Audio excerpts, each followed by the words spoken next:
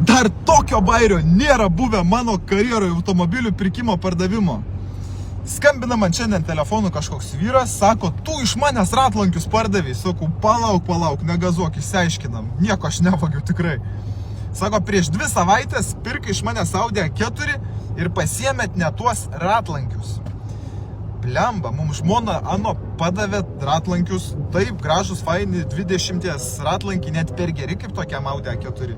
Ir paėmėm, nu tai o ką darysi? Gerai, galvoju, skambinu klientui, išsiaiškinsiu, bandysiu sutarti gražiuoju, kad apkeistumėm į tuos realius 17-inius vasarinius ratus, kuriuos turėjo pridėti. O žmona susimaišius padavė vyro mašinos ratlankius, kurie realiai verti kokio 1500 eurų.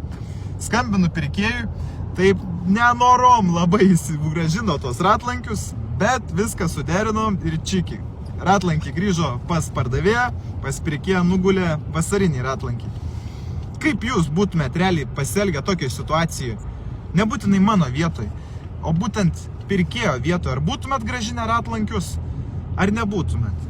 Nes principė ten žmonos klaida buvo, belia kokius ratus padavė ir viskas. Sako, va, imkit šitą, susikrovė, išvažiavo, nu ir viskas.